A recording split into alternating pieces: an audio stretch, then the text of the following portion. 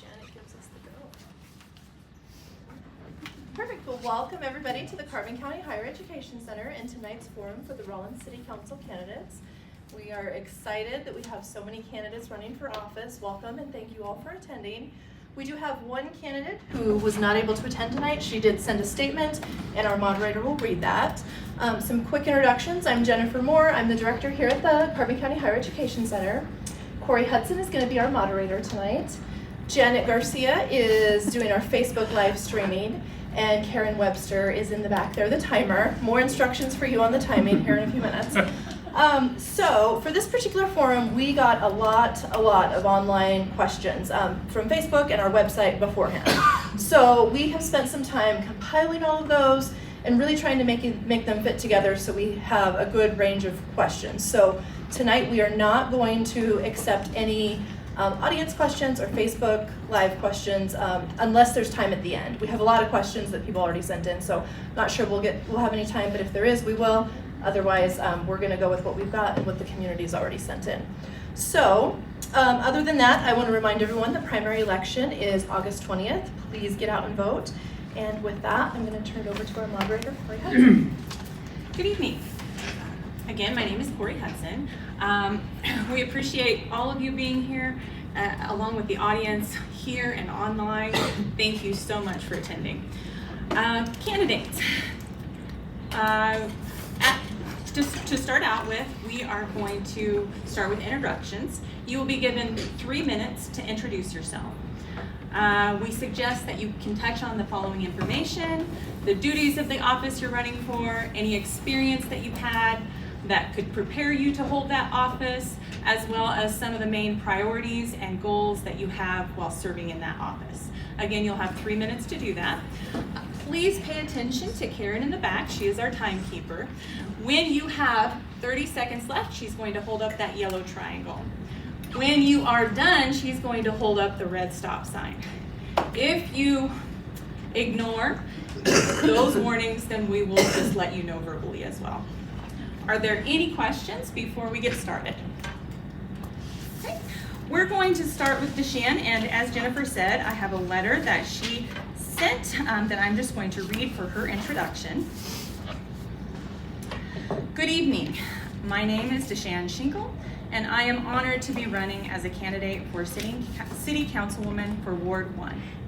I apologize for not being able to join you in person for the City Council primary election forum tonight. I am currently in Cheyenne campaigning 24 hours for the WYO Gives as the Executive Director for the Wyoming Senior Olympics, which leads me to what I currently do for a living. I am the Executive Director for the Wyoming Senior Olympics, remote from Rawlins, something I am very passionate about. I have a deep connection to Rawlins, having been born and raised there and graduated from Rawlins High School in 1982. My commitment to public service and community development is demonstrated through 20 plus years in the U.S. Air Force and the Wyoming Air National Guard, moving back to Rawlins in 1992 to be near family and raise our son in a loving, thriving, supportive community. While serving, I also held various roles in Rawlins. I started coaching in 1993 with Carbon County School District Number 1 and retired from coaching after 25 years in 2018. I served as a Rawlins Aquatics Director. In the past, I have been a multi-business owner and currently a business owner in Rawlins. I worked for the City of Rawlins as a grants administrator and the Rawlins Park and Recreation Director. I have extensive experience with the city budget specific to Rochelle Ranch Golf Course, parks, music in the park, and Rawlins Family Recreation Center. I worked for the Bureau of Land Management in Rawlins as a realty specialist, overseeing the renewable energy projects in Carbon County, and as a field supervisor for the 2010 census in Rawlins. I can easily say I have worn numerous hats in Rawlins. With that said, I have a long-standing commitment to our community, and I bring a unique blend of experience and understanding of our residents' needs and concerns. My professional public service and community development background has equipped me with the necessary skills to hold this office effectively.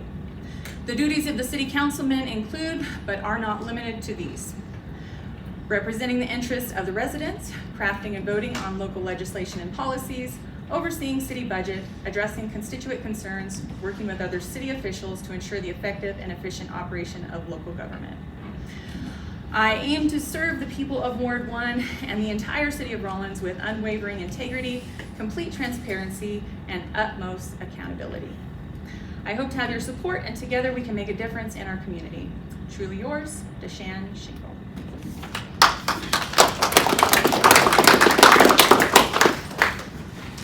And so we will move on with Ward 1. Derek Elliott, you have 3 minutes to introduce yourself, please. Well, I wrote it down because if not, I might forget something, right? So, hello, my name is Derek Elliott. I was born and raised here in Rawlins, Wyoming, and I love Rawlins and the people in it. I'm running for City Council Ward 1 because I want to help build Rawlins back up into a safe and thriving community. A bit more about myself. I have been at my current employer going on 30 years, and I've been in my position as manager at my current employer since 2004. Does not sound like a lot of time, but it's now 20 years. During my career, I have worked with many wonderful people and learned quite a great deal from them. I have also learned from my family, my friends, and community members. I do not know the full duties of office as I'm running for, except to uphold the current codes and ordinances. I would like to go through each one to gain knowledge and help our residents and visitors. My current main goals are to organize current projects by their importance. This will take working alongside residents and outside entities. I also want to make it a safer place for citizens, in which is to make one of the things to make them safe is for them to be able to commute on the sidewalks and not be on the street with this possibility of injury or casualty. I have a list of topics that I have collected from Rawlins residents. These can be found on a new Facebook page I created. And the name of it is Rawlins, Wyoming City Council Ward 1. The image of it is the Persian Panthers from Southside. If we do not win this election, then the information that is gathered on that platform can be given to the elected official to be the voice of Ward 1. Not just a few citizens have a voice, but every Rawlins citizen does. Encourage the younger folks and folks that are not voters to vote. It's their future. I am grateful to be part of this beautiful town of Rawlins. In closing, I'm grateful for God, my wife, my family, my friends. Thank you for your time, your support, and for listening to me. God bless this country, this great state, and this beautiful town with all you beautiful people. Thank you.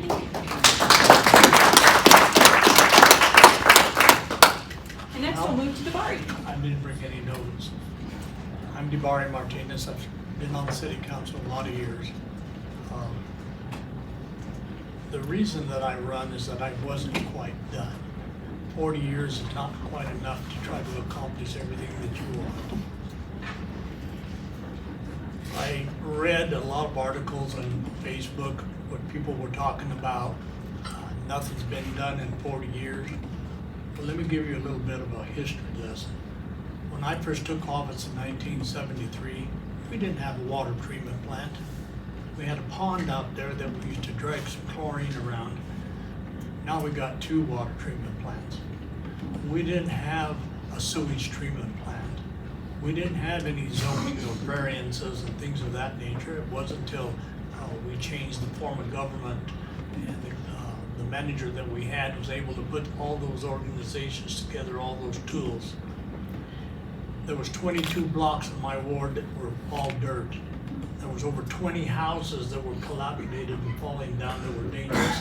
They're no longer there. We got them out. There was no service road. I introduced a service road, and of course in city government it takes 7 people to get anything done. I got the thumbs down. I went to the county commissioners. The county went to the state. They built the service road. Because the trucks were coming down from that 71 highway, they would come down with cattle and sheep right in front of a grade school. So we changed the truck route there. Then, lo and behold, a company came in and started an asphalt plant we had the same problem. They were coming off that asphalt plant right in front of the park.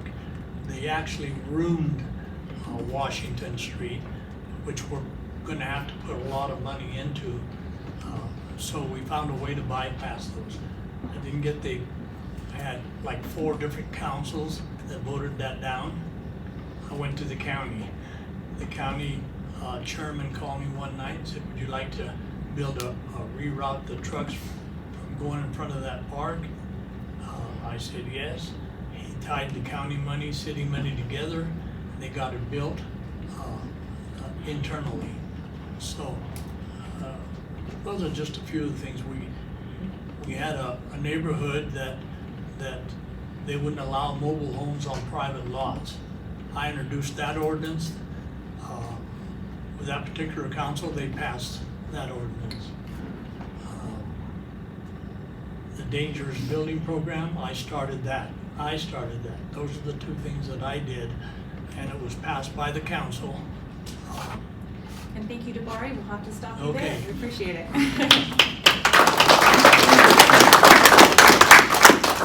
And next, we're moving on to Ward 2 with Stanley Bugg. Hi, I'm Stanley Bugg. I'm seeking to be voted in Ward 2 City Council. A little bit of history about me. I moved here in November 1979. Been here for 45 years. I moved here from a company called A.Y. McDonald, which was located on the corner of Harshman and Daly, where after I left, Carcraft was there. But I was there as a manager. I oversee the management of the place and inventory and budget. And I did that for 3 years until I decided they weren't paying me what I was worth, and I went to work for industrial plumbing after that until things fell through in the little 81, things just fell through in Rawlins when we reached our low. And then I no longer had a job. I had a good friend that owned Big A Auto, Walt Blum, and I worked for him for about a year, which I was going to go broke. So then I went to work for the state of Wyoming. I went to work at the penitentiary and maintenance, became the maintenance manager out there, overseeing what budget they would let us have by the state. You don't know how that goes. So we had to pay close attention to that, overseeing 20 to 25 employees, and the daily operations, and went on from there. I left there and came to work for Wyoming Rents. I've done that for the past years until my retirement.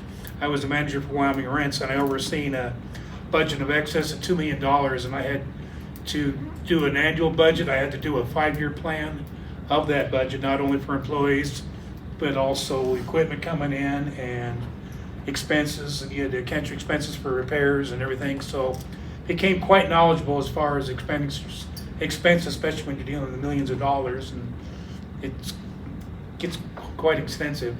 And since then, or while I was there, I was appointed to the City of Rawlins Board of Adjustments, and I've been serving on the Board of Adjustments for over, I think, 12, 14 years. Past years, 4 years as chairman of that board. It's something I love and is dear to my heart. I love working with the people of the city and for the people in general, trying to help them achieve their goals as far as something they want to build. There's sometimes they don't like the answer that they're given, but when I first started, it was just, okay, go ahead. Well, it's changed. We became a structured unit and now follow all the ordinances and everything that comply to what they're doing. So with that being said, I would hope to seek your vote and just let everyone know that I am Rawlins proud.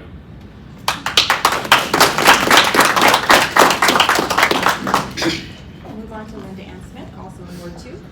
Thank you. Thank you for being here, everyone. First, I want to ask for your vote on August 20th. The reasons I'm running for City Council again is several. First, I like to help people. Second, I like to provide solutions to problems. And I want Rawlins to prosper. With that said, my background includes more than 18 years of city and county budgeting. As county clerk, I managed the budget from 18 million to 32 million, I think, when I was no longer there. I've spent 2 terms on the city council, and I spent 13 years on the city staff. I was the grants writer and the grants administrator. And also I worked in community development, so I enjoyed that immensely.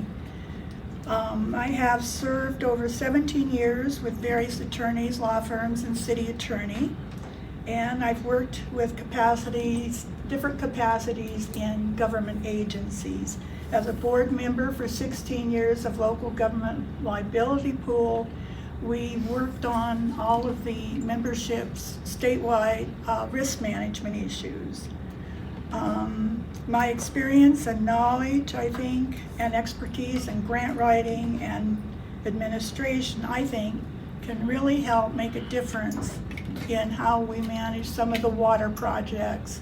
And I think we can offset some of we've got a USDA loan, but I think if we pursue some of the backdoor things like grants, we might be able to reduce some of the front side burdens. DeBari and I had thought about the six penny projects that are having a slow introduction. And what we did, we got together and we had a resolution prepared which passed, and what we hope to have done is maybe borrow some of the reserve. At one point we had 22 million, I think it's somewhere down around, I won't guess even, probably 15 million, and we can repay the citizens, or the funds. Some of the things that citizens are not aware of that we do, we've been able to get the director of YDOT to fix the 6th Street Bridge. We've gone to and I've asked Slip Board for money, which we received at $735 on the water project, and the SCADA system was chosen. So thank you very much. Thank you. And also with Ward 2, we have Daryl Garner. Hello everyone, my name is Daryl Garner, running to be re-elected for the City Council. I thought this would be an easy night to talk, but this, after 4 years of being on the council, I'm still nervous being up here. One of the things that I've realized over the last 4 years is it takes a lot to be on the council. There are way more procedures and regulations than one person can remember, I think. And one of the things that I've noticed being on there is the thing that we always come back to is our budget, our money. We're short here, we need money there. And one thing that I think directly correlates to that loss is our loss in population. We had, I think, the highest drop last year in a report that came out, and that drop in population directly affects the money that the county gets, the cities get, the towns. And I think if we could focus, and that's what I'd like to do, is focus on bringing the businesses here, being business friendly, and this starts with a council being positive when somebody brings something. You know, you're gonna have crazy ideas come through, and they're gonna be off the wall. You're gonna have really good ones, and I wouldn't say any one's a bad one. And I think that is an approach that not only Rawlins needs to take, but the towns around us in the county, is look at what's being brought forward, and it might be negative at first, but find a way to negotiate, find solutions, try to help work with them to get these solutions out there, and bring these businesses to town. We've seen businesses close left and right here, and it's affected all of us in a bad way. And if we could bring them in, and you start to see the booming, we're a boom and bust, and that's probably the thing that hurts us the most. We see these fluctuations, and I think our best approach would be to get out of the boom and bust and start moving towards a more solid foundation where we have businesses that want to stay and people that want to stay. Give them a reason to stay rather than I'm just here for a couple weeks and then leave again. So, yeah, that's my main goal, is to be more business friendly and bring that to the community. So.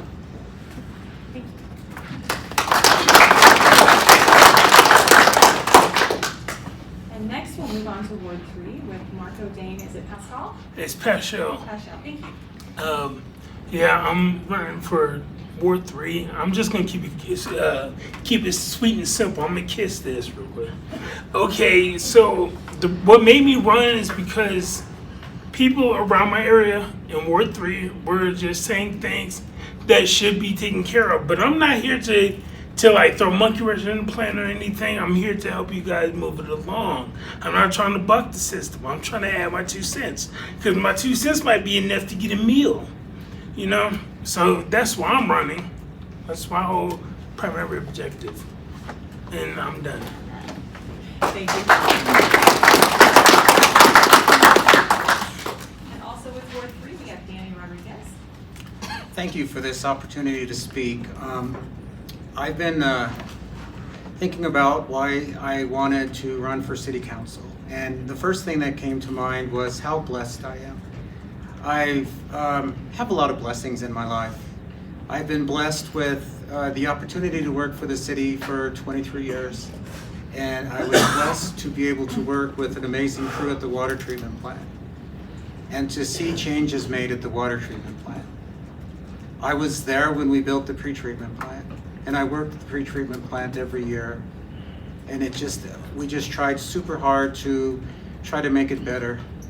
I was blessed to be able to work for the city for 23 years, and after I left the city, I was blessed to be able to go back to school and get my master's degree. I'm a licensed practicing counselor. I currently work for Gateway Foundation. But before that, I was blessed to work with the school district. The biggest blessing was working with special needs kids. I promise you that if you're ever depressed and you're ever down, start working go to your office and see kids, special needs kids, just come up and give you a hug and just happy to see you. I promise you that your bad mood will go away, I promise. They're so special. And then I was blessed to be able to get this job with Gateway Foundation. I work with kids who are getting a second chance to work to be able to get out of prison and work on themselves and just to be better people. I have so many blessings in my life. The reason I'm running for city council is because I'm not knocking anything that the previous city council has done. I think they've done some amazing things. The reason I'm running is because I want to work with water projects. I want to be able to prioritize which projects are best and needed at right now. I know there's some work that needs to be done on the infrastructure, and it's not just the Sage Creek line. There's a lot of sewer lines and a lot of water lines that are in need of TLC here in town. So my goal is to work with people and to get these projects done. I'm a people person. I've always been a people person. When I worked for the city, I gave 110%. I worked so many extra hours without asking for even a dollar because I was on salary, so I worked the extra hours and I gave my crew an opportunity to be home with their family. So I gave them the opportunity to just to go home with their kids, and I stayed and I cleaned filters and all these things. I asked for your vote, and thank you for your time.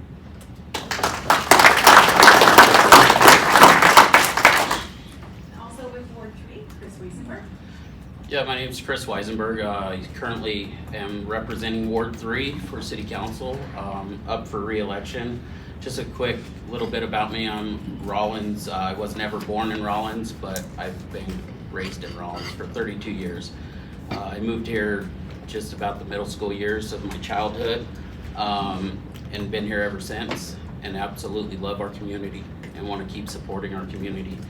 I graduated in 2000, and have wanted to repay the city in a way that, in a positive way, instead of having a negative effect, is what my childhood was, as I was not the most kindest person, greatest person as a child. So I think I've come a long ways in that aspect of things in life, and I appreciate being able to serve at the current time. So currently I am appointed to the Planning and Zoning Commission by the council. I've learned a lot on that. We've done a lot of stuff with special use permits, seen a lot of different businesses come in-home daycares, as what our community is really in need of. We've done some different permits allowing, big thing was 307 horse racing on that. A lot of tax revenue coming in off of that too. So I think there's some positive things that not only I've been involved with planning and zoning, but with city council itself, because everything has to come back to city council for an approval. So during my time on city council, it's been a learning curve, a lot of bumps in the road, I'd like to say. We had a major water failure. I think currently we've done a very good job of implementing some changes and some infrastructure repairs. 10,000 foot of wood stave pipeline's been replaced. The flows of the water has increased tremendously. We have so much water now coming to town that we have to actually allow it to overflow, and Rim Reservoir is actually a reservoir again.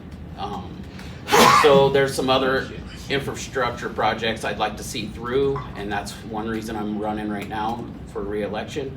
I'd like to see the water line and the water projects continue in the process. I'd like to see some 6-penny projects continue. I know the funding there is not 100% due to inflation, but I think we have some options with revenues and our reserves that we can help out with at that point in time too. So at this point in time, I want to say thank you again, and I appreciate a vote on August 20th.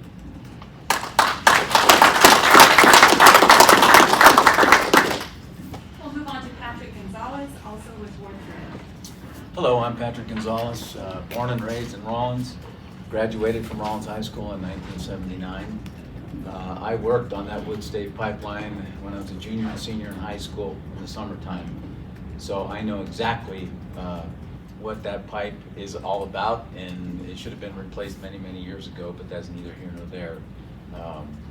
I've also worked in the city in the capacity as the grants administrator for 5 years, so I also am fully aware of the budget, how it works, how the grants work. When I left the city to work for Carbon County Counseling as the CEO, the city of Rawlins did not hire a grants person after I left, and I think that's one of the reasons why we are in some of the situations that we are in, because we don't have somebody to do that. One of the things that I believe is highly important as a member of Rawlins City Council, that is to gain the trust of the residents of this community. And if you talk to a lot of people, that trust is waning and it's almost non-existent. And that is something that has to be rebuilt, and it has to be rebuilt using common sense approaches. It has to be rebuilt by being transparent. It has to be built by having decisions that are made with more common sense than just fly-by-night thought processes. I believe that when I worked as the grants administrator under 2 different administrations, I communicated on a regular basis that we as a community have to be more diverse. I think Councilman Garner made an excellent point. How you become diverse is by helping develop and grow businesses, getting them into this community. And if you don't do that, you're basically stuck with the same over and over. And that is something that has to change. And this has been ongoing for the last 40 years, boom and bust. You can't have that thought process for everything that you do. So you have to be diverse in your thought process. You have to find other ways to generate revenue and income. I have served on the Cove Board of Directors for several years. I served on the Carbon County Visitors Council Board for several years, so I am fully aware of how all this takes place and how it all works. So I believe I can bring new ideas, new thoughts, and hopefully gain the trust of the people of this community. Thank you.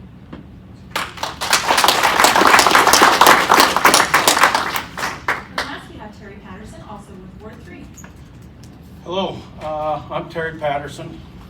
Like Patrick, I'm a lifelong resident of Rawlins, born here. My parents moved here many, many years ago, and they had 11 kids that lived here. 9 of us grew up here. I'm the only one that never left Rawlins out of the 9 kids because I love this community. I want to make it the way it was back in our younger days. Somewhat, you'll never get back, but it was a simple life, and things are so complicated anymore. As Patrick was saying, the water system, I'm not going to get into that. That can be beat to death and beat to death, and we all will still know the answer to that question. There's problems in the water system. So one of the things I can say with living in Rawlins my whole life, I worked for the refinery for 41 years, finally retired 5 years ago. I didn't retire because I wanted to. My son was having some troubles and we had to go where he was at. So after that I came back. We were in full retirement. I've served on Rawlins Fire Department for 15 years, honorary Rawlins Fire Department. I am now serving on the Rawlins Fire Civil Service Commission. Been a very active commission over the last few years, but that's what we're here for. And one of the things that I like doing is working for the people of this community. I don't do it enough, but I like doing it. If somebody would have asked me 15, 20 years ago if I was going to run for council, probably would have laughed at them. I really would have. I'm not a politician. I like getting things done with no drama, case closed. So there are a few outstanding things that I'd like to see. This community needs to involve their youth. I mean, we do a terrible job of that. We have our kids go to high school here, they graduate, and most of them are gone right away. And they don't come back, except to visit and whatever. But that's some of the stuff I want to work on. It's a short list right now, but I do have a long list, and hopefully I get a chance to do it. Hope you vote for me on August 20th.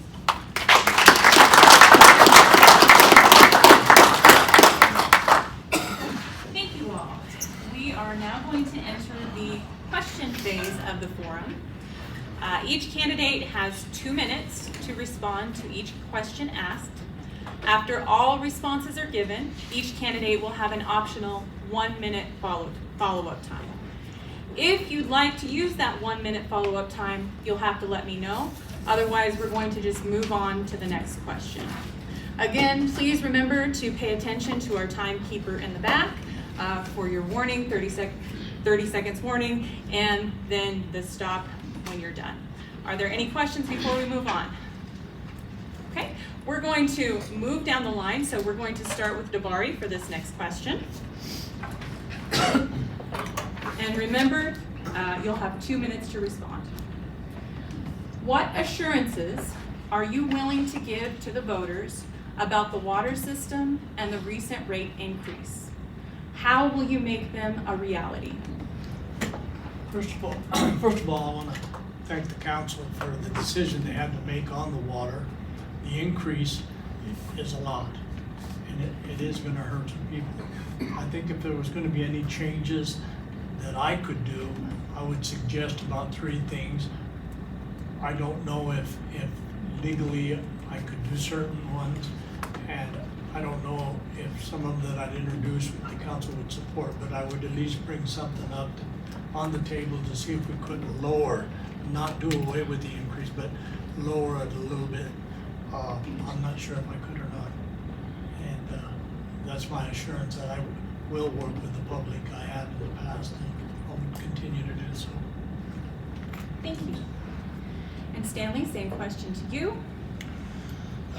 First of all, I don't know how many people were at this meeting the other day for the about the water problems here in Rawlins. If you missed it, you're missing out. We all are harping about the price increase of water. I don't know if anyone realizes, the people that have been here a long time, there hasn't been a price increase on water in a long time. Well, it just so happens that with all these expenditures on the current water line that was established, the new one, and what's coming up, which is about $30 million, this money has to come from somewhere. And I'm here to help whatever it takes to get this accomplished. I know that it was a burden upon the citizens of this town for the increase in rates, but the city of Rawlins is a business just like anything else. You have to have the money to spend the money. And you can get grants also, yes. So my goal would be to try to see what grants we can possibly get to cover these expenses. And it sure hurts that this town has lost a lot of its population due to several different reasons. We won't go on them now, but one of my goals would be to somehow get the funding for this water project, because it needs to be done now, not tomorrow. This is something that can't wait. If it is, we're going to be in a lot of trouble.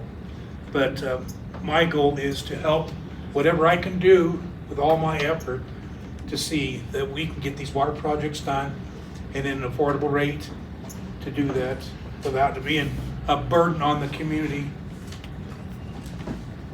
Thank you. And we'll move on to Linda.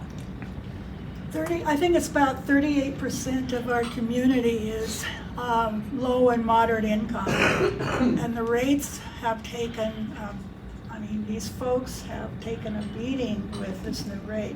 I think 3 years ago, we did go in and look at the water rates. We raised them what we thought was affordable. But because of lack of, due to COVID basically, folks not using water, that wasn't going to be enough. What assurances? This project is already underway. We have engineering going. We have a city manager that has put together a plan with his staff. I think they've broken it into like 4 different phases. And when the council at the time that we went out and looked at it, was Daryl, the mayor, and I went out and found the gross neglect or problems out on the transmission line.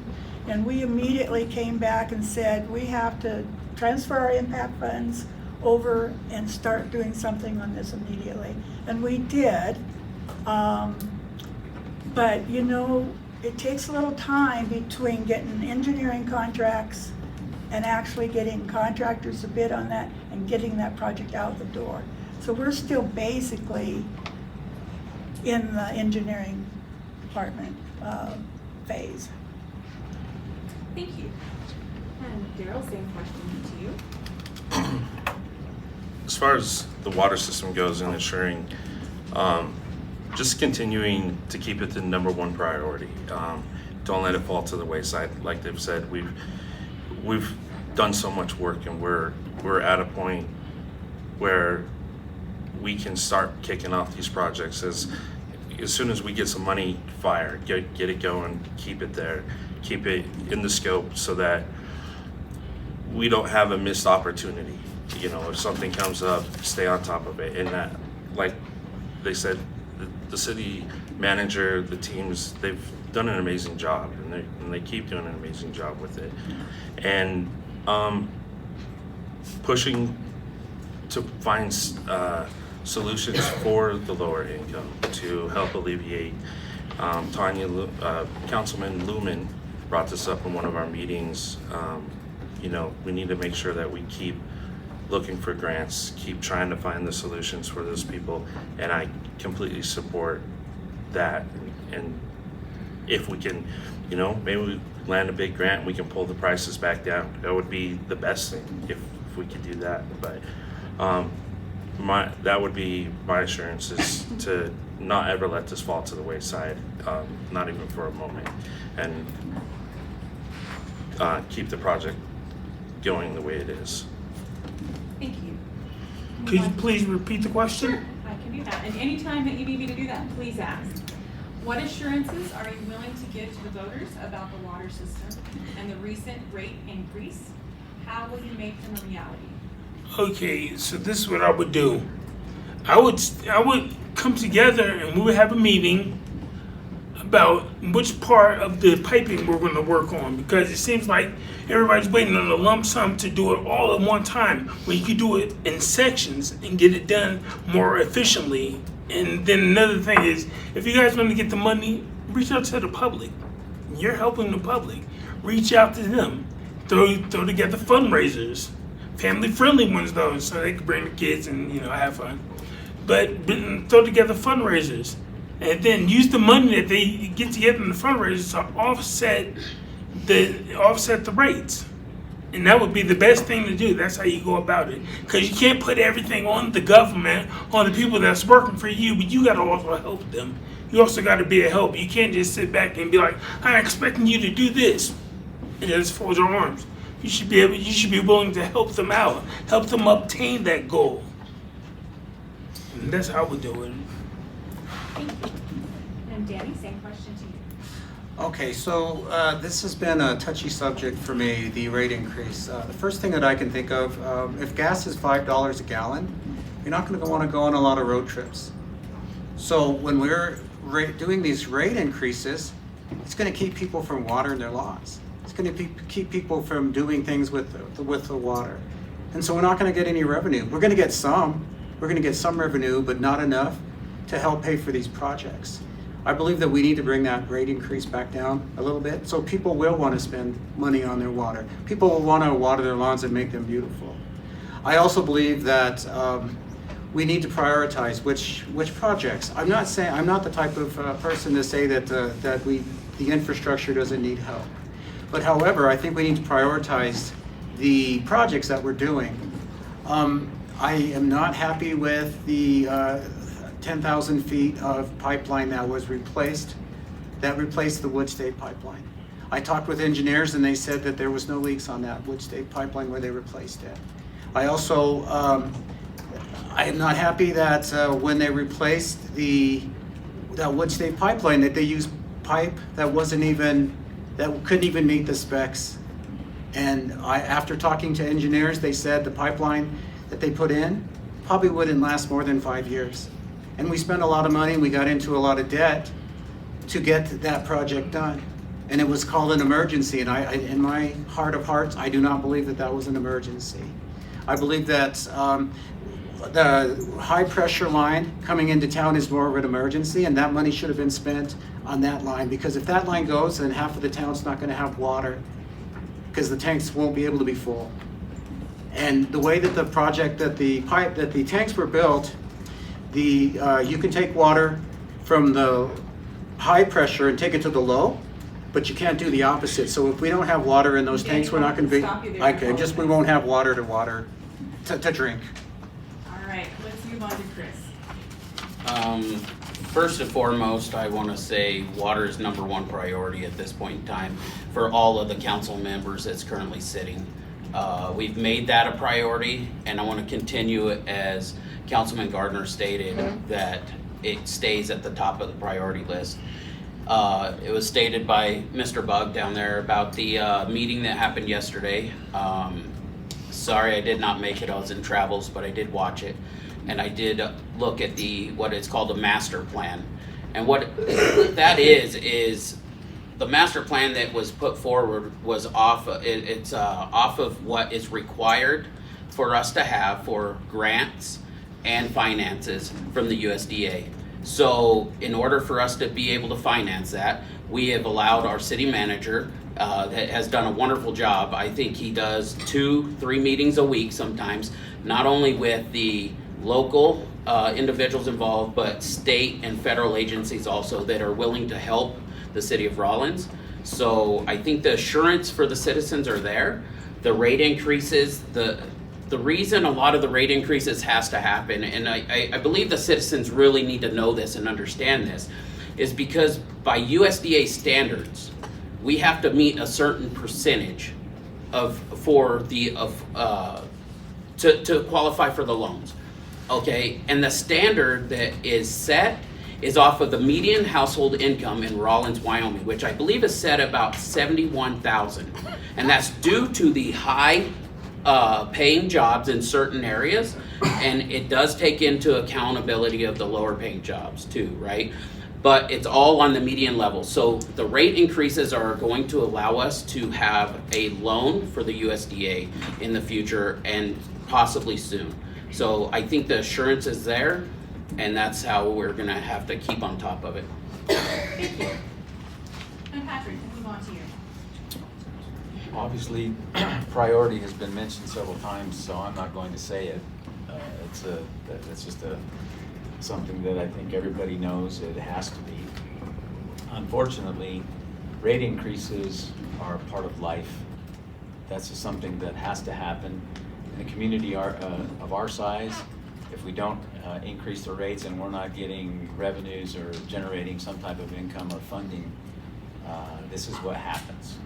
And then we see these huge increases and everybody is panicked by that. Unfortunately, that's just the harsh reality. When I was the grants administrator, Rawlins did not qualify for a myriad of the grants that are available because of the median income is so high in this community. And until, and then it's just been stated that 38% of the people live on low income. So you have both ends of the spectrum. You've got the low income people and then the people that make too much money. And it's not a good fit. So again, this has to go back into the idea of we have to find other avenues and resources, whether it's through grants, other types of funding. I know USDA, EP, all these different federal entities, they have money available, but again, we don't qualify for a lot of them because our median income is too high.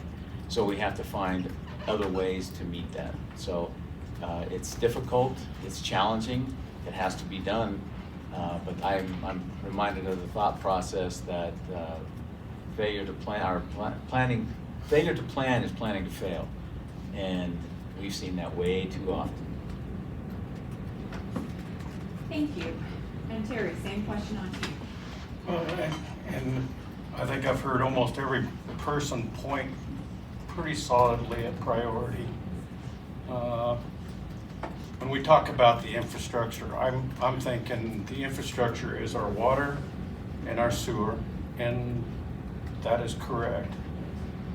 But what you hear the most of is not the sewer systems in this community, even though we all know that they're aging terribly, but we don't have as serious a problem as we do with our water. So the water in my mind would be the absolute priority. And in a way, I agree with Daniel. I was in the water treatment business myself. When I was at the refinery, I was the supervisor of the river pump station. And I was a level 4 water treatment operator for the state of Wyoming, which is the highest you can get in the state at the time. I don't know what they do now. But piecing things together will not last long. You're going to have problems and problems, because all of the clamps they're going to give out, they're going to let go. So, in a sense, I believe in taking long sections and maybe conquering that out. But I do believe the storage going into town from the tanks out on the hill are the priority for our water distribution system at this point in time. Thank you. And Derek, going with you. So I would take it to the city council and push to lower it by a significant amount, and also look at older generations and get their ideas. many younger folks need to learn from the older people. When you already have people that want to leave Rawlins, this is just another push for them to leave. So I would take it and try to lower it by a significant amount. I currently know people who have to travel out of town for some healthcare services, and to leave town to go to a cardiologist or to do dialysis or chemotherapy, you know, it costs a lot of money just for the gas for them to get out of town, plus motel room and any out-of-pocket expense they have for their doctor's appointment. And then they're struggling already. They're not getting paid to have time off, and then they come back, and we're going to increase it by a significant amount, and people just aren't able to do it. So then they would say, well, I'll move to Laramie or I'll go to Casper, so that's going to reduce our population rather than increasing it. So I think that we need to look at our older generation of people and ask them what their ideas are. And maybe there's another way of repairing it or not, but I'll tell you that I'm not an expert in it, and that's just what I would do. Thank you. We are going to move on to the next question, and for this question, we'll be starting with Stanley. And again, if you need me, yes. What about the 1 minute? Oh, yes, if you needed 1 minute and would like that, please let us know. I ain't rebutting anything. I guess Okay. mine would be more of a question that I think we could have looked into another bond, bonding for the water treat, for the water infrastructure. You're talking $29 million, that's a lot of money. When we put that bond together in '74, it was $4 million. Now it's costing us 29, and that was just part of it, and that's just part of the problem. But I was wondering, the bond is your part, because that would eliminate the people that don't have a lot of money, that maybe don't own property, and so that's what we do. Thank you. Yes. The other thing I wanted to mention, water is definitely high priority. But I'm hearing from citizens that we have potholes in the streets, we have weeds, and they also agree that the water is a problem. We're working on the water, but I'd like to find little pots of money that are eligible to use for this, to put more money into the budget for the street department, and maybe with the weeds, because we only have so much work that our staff can do, is to maybe look at having some vendors or contractors help us with those. Thank you. One more, and then we'll come back to you. Yes, Chris.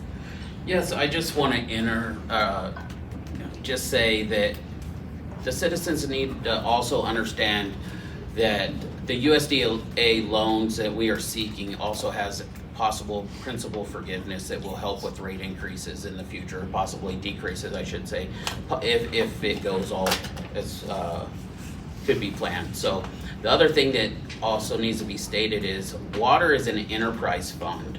It needs to be self-supporting. If there is any money taken out of any general fund to pay for a project, it has to be paid back to the general fund in a loan form. So no matter how you look at that, everybody has to get their piece of the pie. So you have to pay it back no matter what. So keep in mind, whenever we're looking at rate increases and having to deal with this kind of stuff, it's due to the fact of it being an enterprise fund and has to be self-supporting. Maybe Stanley has something as well. Yeah, I have one other thing that really touched me, and it happened because of this fire. And by the way, yeah, such a huge shout out to the Rawlins Fire Department and all those involved with this fire. It was a tremendous fire and it was devastating, but they took care of it. But with that comes safety. And I think safety is another top priority in this town. Through this fire, there was a couple things that were brought up that need to be addressed. One of them was a head fire hydrant that didn't work properly, it didn't shut off. And in a situation, that's the only fire hydrant you have, where are you gonna go?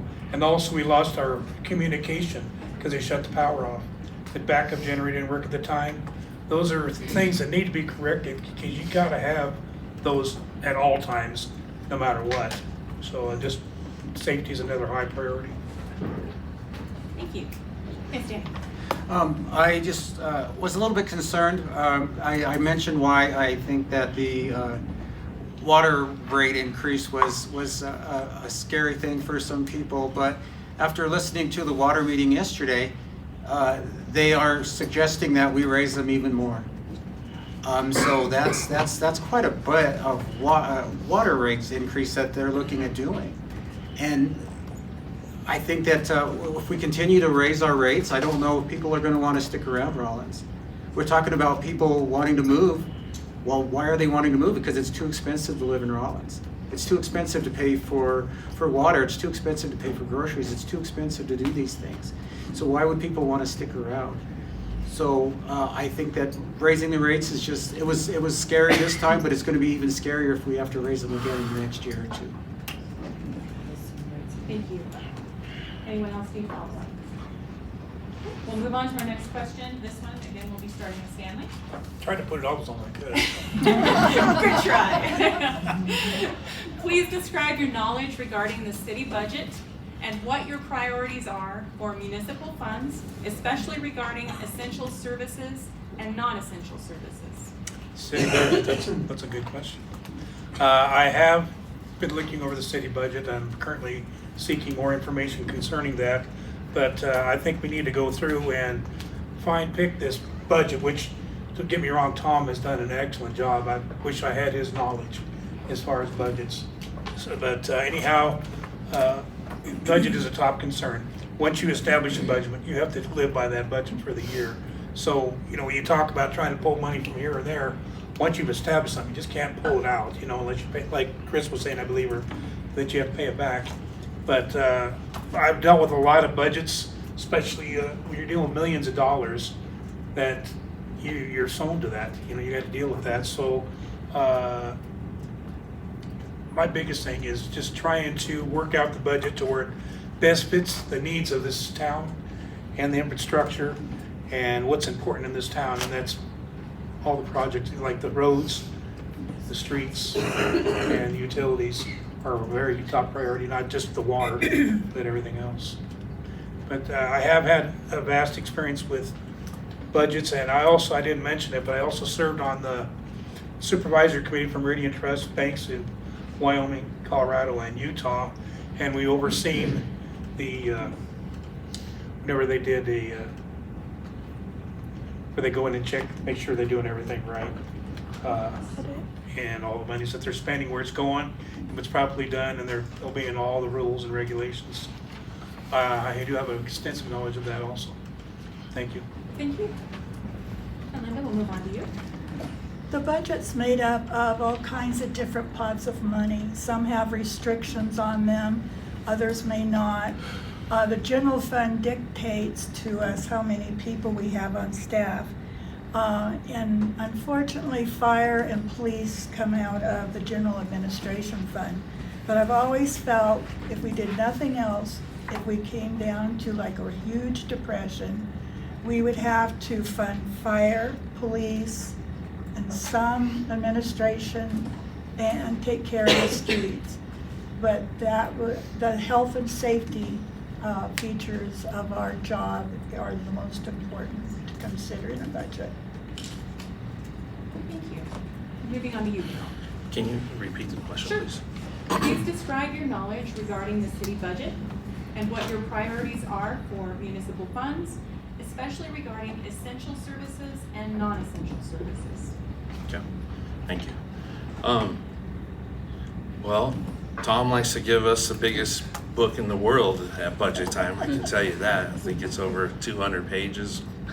Over the last 4 years, it was an eye-opener when I first got on and we went over the budget, because it was completely out of this world to see everything and how everything breaks out. And I think Tom's got a great hold on it with the way he's broken down and gotten everything put out and how everything gets taken care of and paid for. I mean, we're upgrading our accounting software right now so that we can even see a more defined look at everything, where money's being spent, because before with the system, you had a pretty good idea of where it was going, but there was the little things that add up that you don't see from all the departments that maybe they weren't put in there correctly, and the system's going to really pull that together for us. And I think the priorities, like Linda Smith just said, is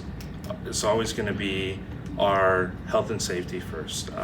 That's the county right now is looking at doing an MOU with the town of Saratoga with the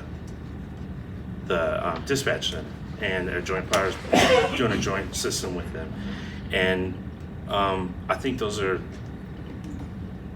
wonderful ideas, because as a city like we are, if we can get in on that and save some money, but still provide a faster service, a safer service for us, those are the things we need to look at and do.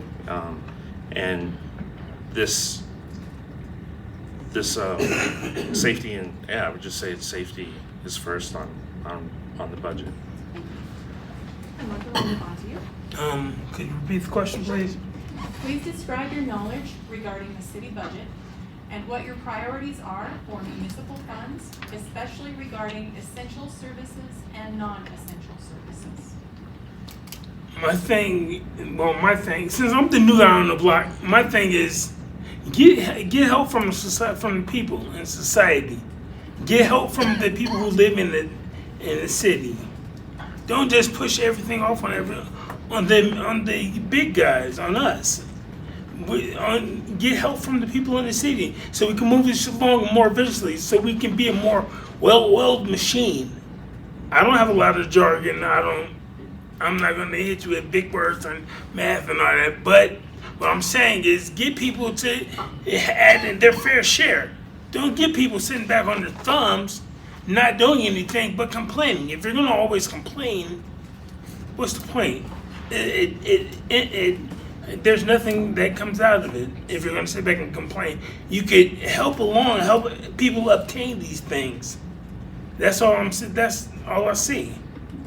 Is you can help things come across. If you want more protection, put more money to that. Focus more money to that. If you want to fix a pothole, help them out. Put more money into that. If I had the money, I would fund people. I'd be like, here, I need this pothole covered, blah. Or you could collect, you and your group of people can collect funds to get it done, instead of sitting back and complaining.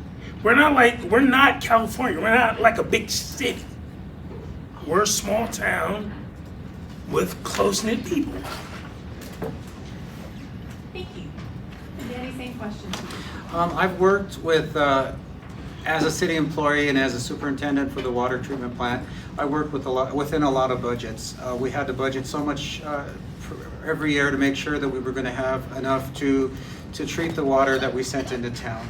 I was in part of the project. Some of the projects that I worked on was relining Atlantic Rim Reservoir, and I also worked on working on changing the aeration project, aeration system out at the wastewater plant.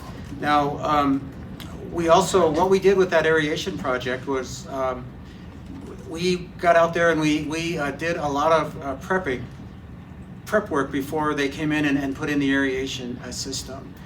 We welded aeration lines on, and that by doing so, my employees and myself, by doing this, we were able to save the city $50,000, because we got out there and we did all this prep work for them. So all they had to do was come in and put in the aeration system. And sometimes when it comes to the budget, sometimes you have to be the bad guy, and sometimes you have to shave a little here, shave a little there to work on the potholes, to work on the sewer system, because we have so many sewer projects that need to be done. I've heard that there are a lot of sewers that are collapsing. So sometimes you have to shave a little here, shave a little there to help fix potholes, to help fix streets. There's a lot of streets that are in constant, we need some help on these streets. But if we work together and we, as departments, we can come up with a solution to say, okay, maybe we don't need a new truck this year. Let's put some of that money towards some of the street projects and stuff like that. So I think that we could use the money more wisely and help each other out with these departments to get these jobs done. Thank Thank you. Moving on to you, Chris. First and foremost, I believe truly we have the best finance person in the state in our city manager. He's very strict with budgets, presents a balanced budget without a lot of argument in the time he's been our city manager. So hats off to Tom Sarve. Really appreciate the hard work he does for our budget. So first and foremost, safety for our community is a top priority. That is including with the police and fire department, and currently they take up a rough estimate of 2/3 of our budget at this point in time. So they are well funded. I think there's some other things we can do to help out with other situations we have within those departments, and all departments, I guess, with you know, the just more so of pay scales and stuff like that to help out in that aspect of things. I would like to get back to what the prior council before I started serving had, is a $1 million into a street project budget, and it was strictly for overlays of the streets and stuff like that. And I'd like to see that implemented and continue on in the future.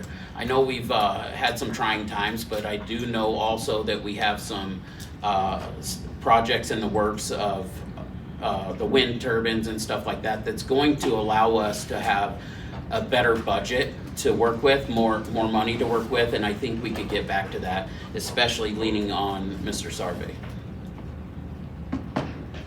Thank you.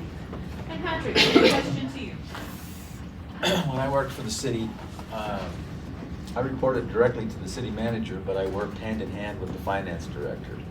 So I used to sit at that time with Dan Izzo, and we would go over the entire budget, you know, and this idea of essential and non-essential projects.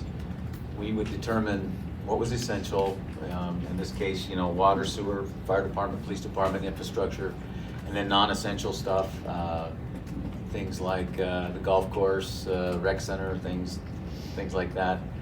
And then we would try to determine what type of grants, for example, we may need to help subsidize or supplement some of that within that budget. So it really was a time-consuming process. It does take a lot of effort to make sure that when you present that budget, that you have everything, all the I's dotted and the T's crossed, so that everything makes sense. You know, and the difficult part of that is you have to be very, very disciplined as a department head and as an organization to make sure that you operate within the parameters of that budget. When I worked for 2 Fortune 500 companies that made billions of dollars, we still had budgets that we had to adhere to. When I was the CEO of the counseling center, we had a budget that I had to adhere to. When I was the CFO of another organization, another budget, you know, $10.5 million, you still had to be very, very disciplined on how that money was allocated and what you had to do with it. So I understand budgets quite well, and I think the biggest thing is prioritizing essential versus non-essential projects. Thank you.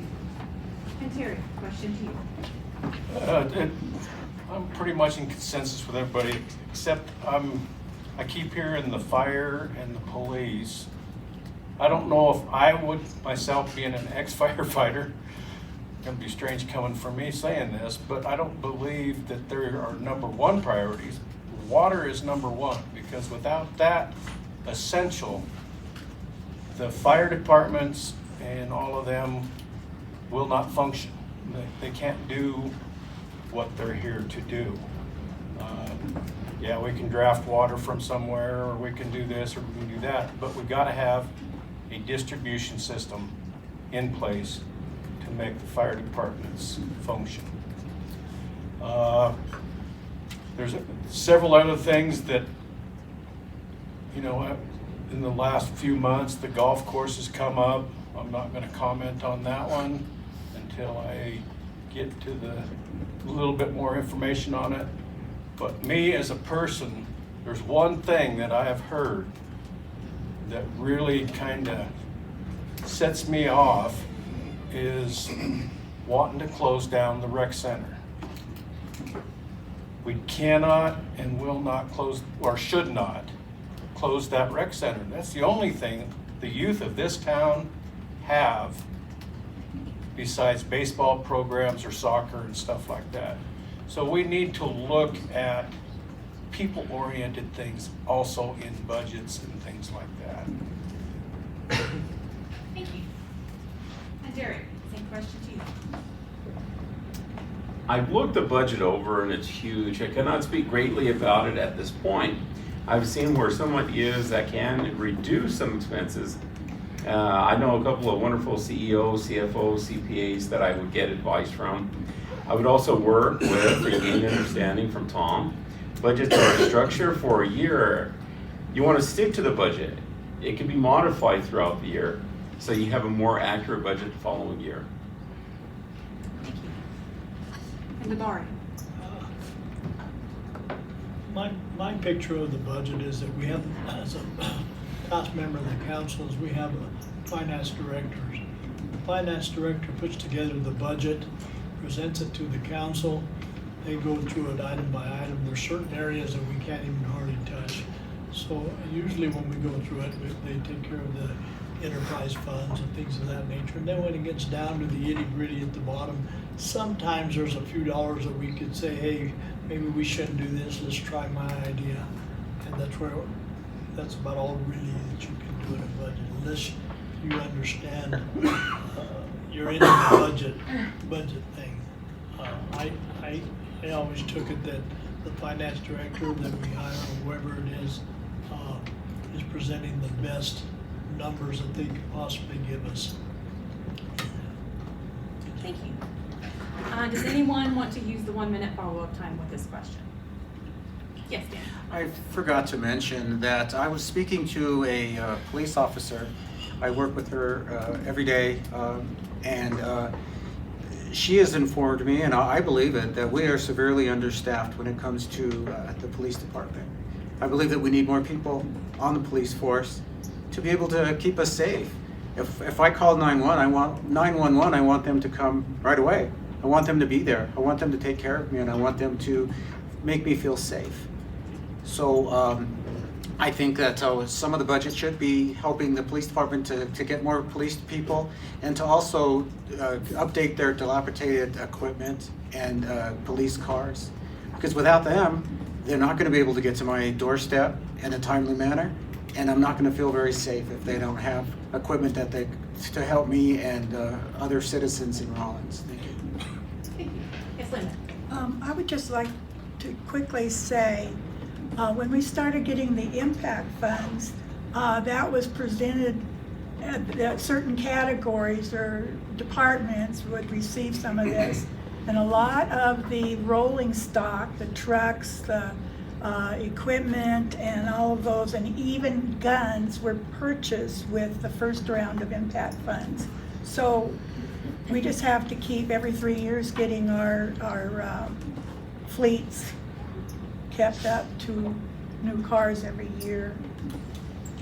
Thank you. Anyone else before we move on? Yes, Chris.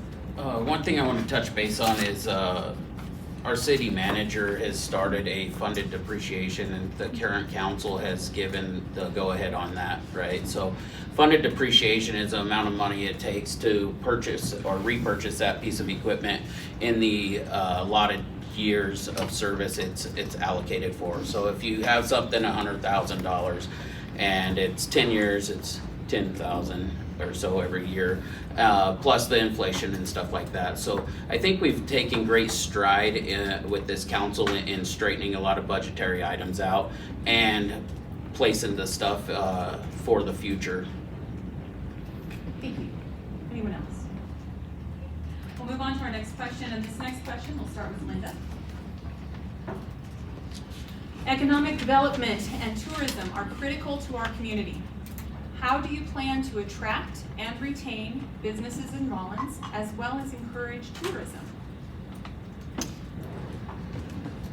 I love historic preservation. We have a lot of assets in the community that we have worked with the Visitors Council on for advertising, but we don't have the national presence that we need to have to draw people in. But a lot of our funding does come from out-of-state visitors. But we've worked with the Economic Development Director. We used to have our own department that worked on development. But I think we need to partner again with the state and look at how we can get those things. It's not that it's not being done, it just needs to be more prominent. Thank you. Same question to you, Daryl. Can you repeat that one? Sure. Economic development and tourism are critical to our community. How do you plan to attract and retain businesses in Rawlins, as well as encourage tourism? Thank you. I think one of the first things that needs to change is, as I spoke about in the beginning, the friendliness of the council, any government entity towards businesses that are coming here. And that goes for the locals that already exist and the future ones that want to come here or that already live here and want to open a business. We're right on I-80. We're 4 hours from two of the biggest cities in Denver and in Colorado and Utah, and we could capitalize on some pretty big industries, I think. And it's out of sight, out of mind. Our golf course, one of the most difficult. It's been rated one of the most difficult. We've got the longest yard. Has been hit on it, and we have a sign right here at Rawlins. But what's bringing the person to us? And it's like Little America runs their snow cone ads. Everybody sees them, and everybody probably stops for them. And if we start pushing our advertising to say, look, we have the hardest golf course, and we start that at the edge of our state and bring that in, and it's money towards advertising. We're 40 minutes from mountains, we're 40 minutes from lakes, some closer. We could capitalize on all kinds of outdoor stuff here. We bring in an outfitter, a big one, or little mom and pops if we can. Saratoga's got a great one. We're 15 minutes from the river. These are all the things. If it comes to Rawlins, we need to be shovel ready for these type of businesses and be presentable. And I think, sorry. Thank you. And I just wanted to, quick reminder to everyone, please turn your cell phones off so that no one is interrupted. So if you haven't done that, please do that now. Yeah. Again, the question is, economic development and tourism are critical to our community. How do you plan to attract and retain businesses in Rawlins, as well as encourage tourism? And that's you, Marco. What needs to be done is like you were saying, we need to promote our big things. Like there's like when you're traveling cross country, there's like the world's biggest ball of yarn. Everybody's have to go see that crap, but nobody comes out here to see anything. We don't promote what we have, what attributes we have here. We have a great golf course. I know a lot of people that play golf. If I said something to them, if it was like, oh man, well I'm mad they got a great golf course, you can come check it out. They'd most likely come because. And you just need to promote. And don't sit back and expect for it to just happen like osmosis. It won't. You need to promote. Build it and they will come like that. Thank you. Annie, same question to you. I love Rawlins. I think it's an amazing place to live. I love driving through the neighborhoods and seeing people that go that extra mile and make their places look beautiful. I think the biggest thing for us to lure people here is to stop the negativity on social media.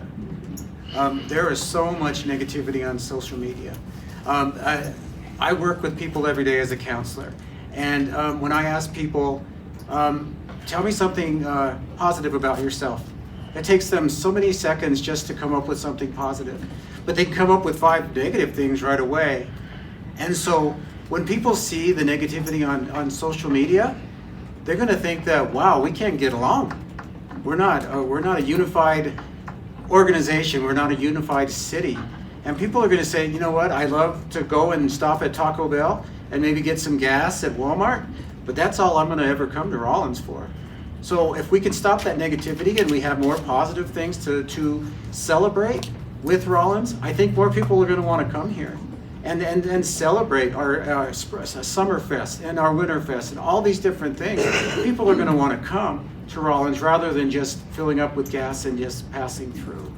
So yeah, the tourism would be great. We'd be able to have more people coming to Rawlins if we stop the negativity, make it beautiful, and continue to just make our neighborhoods beautiful, and people will want to come here. And I hope that someday people will say, you know what, Rawlins is a great place. I drove through there the other day, and it's not just Taco Bell and McDonald's. It's there's a lot of amazing things. There's the Ferris Mansion. There's the Frontier Prison. There is the golf course. There's so many awesome things to do in Rawlins, but nobody knows it because of all the negativity we see on Facebook. So I think if we cut that out and become more unified, I think Rawlins will be a place where people will want to visit and stay. Thank you. And Chris, on to you.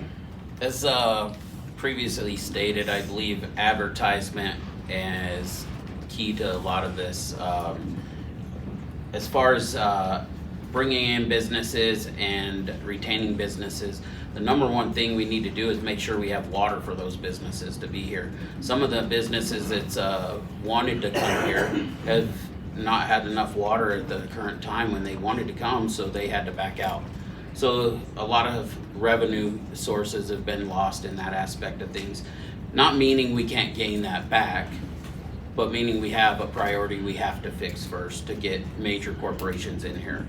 The other thing is, as Councilman Gardner had mentioned, is shovel-ready property. The city has lots of property, and it's been discussed several times about getting a shovel-ready, so we can have that offered for businesses that want to come into the community.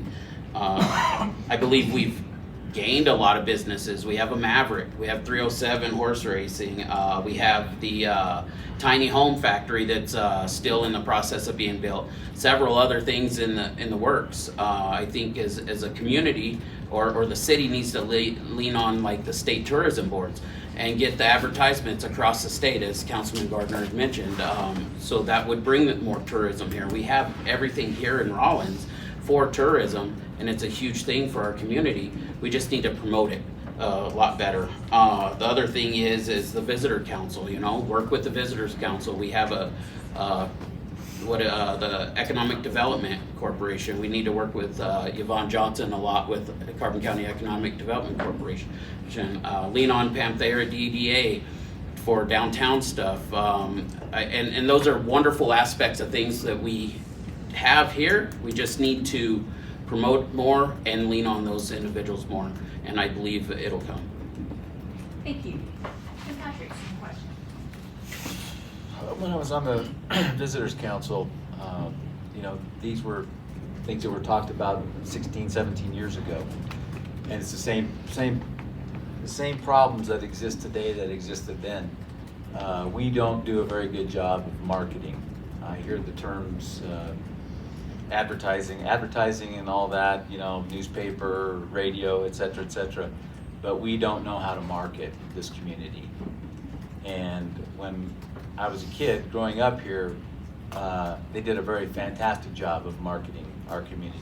If you look at the downtown area, you cannot attract people downtown if there's nothing downtown. We have no retail businesses downtown. We have actually one store. That's it. We used to have multiple clothes shops, dress shops, Montgomery Ward's, JCPenney, Western Auto, these things, and they aren't all necessarily big corporate conglomerates. The simple fact is we don't do a very good job of marketing our community. And yes, Danny's correct, there's a lot of negativity, but you can't ignore the fact that the negativity does exist. You have to change that perception, and the only way you do that is you have to market what we do have. I've heard people complain the fact that we are a prison town, but yet nobody jumps at that opportunity. There's so many things that could be done with that facility, for example, but it's not being done.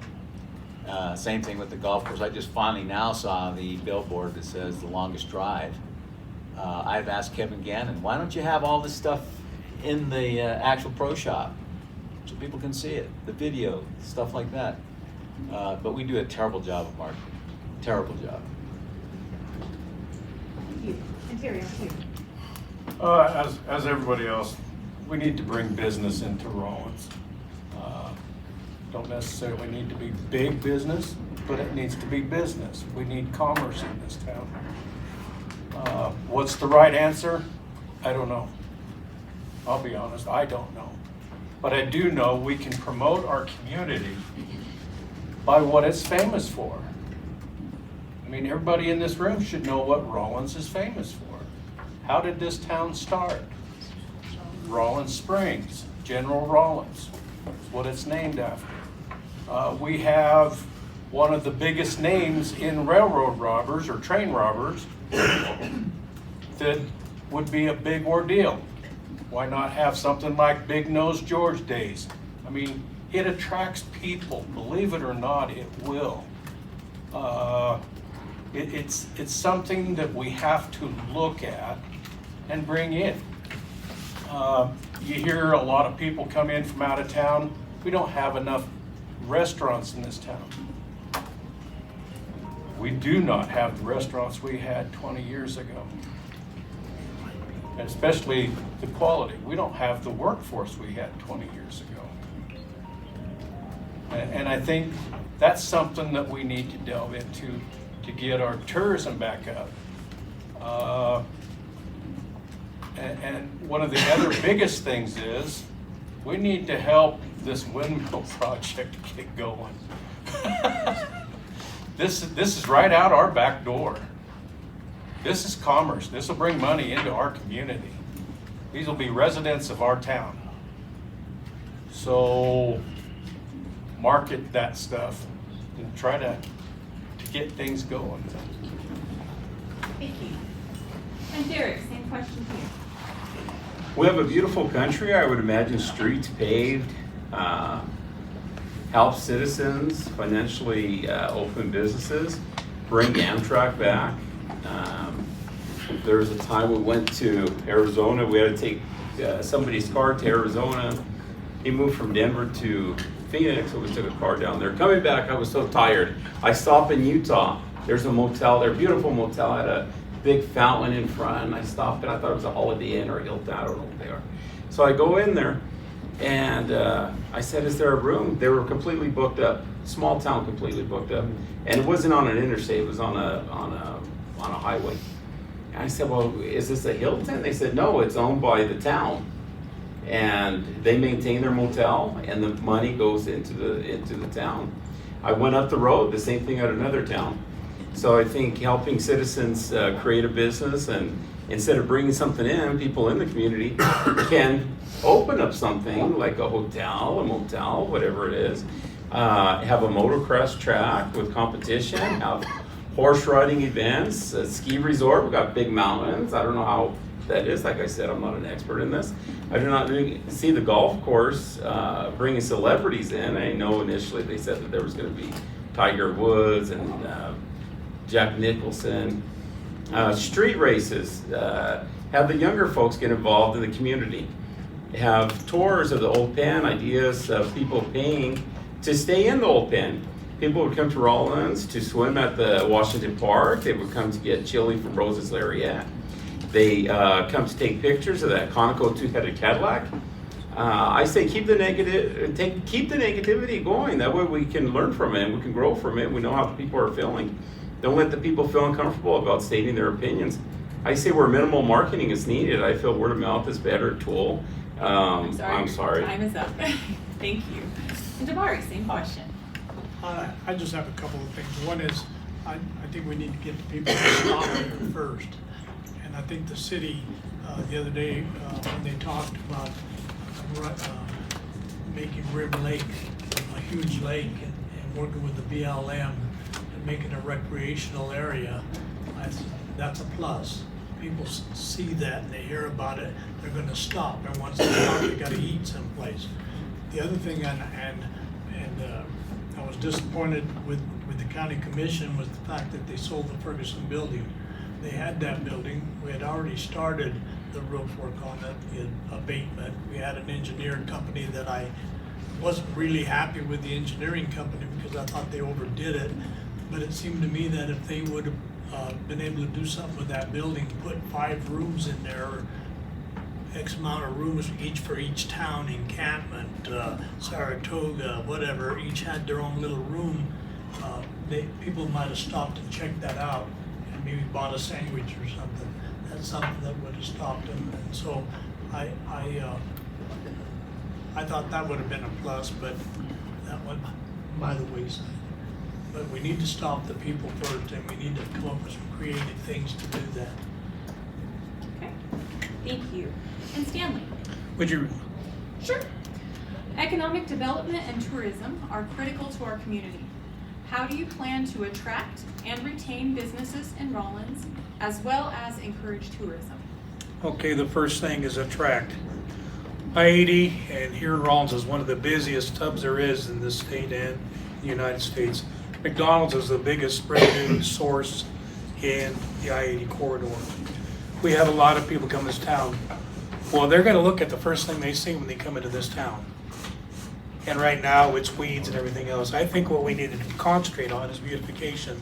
We need to clean up this town, and I don't just mean the citizens of Rawlins, I mean everyone. I just seen on Facebook, someone that took their own time over to South Side by the fire department and mow down all the weeds on those sidewalks over there. That's what I'm talking about. It takes all of us, not just the city council, it takes all of us. I know that in the years past, when I first moved here, the prisoners used to help clean up and pick up trash. That can be implemented again with the right sources and get involved with it. They still go down and clean the warden's homes and do the lawns. Why can't that be implemented again to where they can help clean up this town, clean up the trash, because we don't have no wind here. So with that being said, we get a lot of trash, and it all happens right there where the highway department is and all that area coming in. So what the people see when they come into this town is what they expect. They don't stick around. So I think we need to work with the state in trying to obtain some help there, because it takes everyone. And as far as businesses, retaining them, help them out the way you can. If you can do your business here in town, do it here. I'm just as guilty. I do mine out of town, but I try to do as much of it in town. When we rebuilt Wyoming Rents, I tried to use every possible contract that was in this town until there wasn't none that could do it here.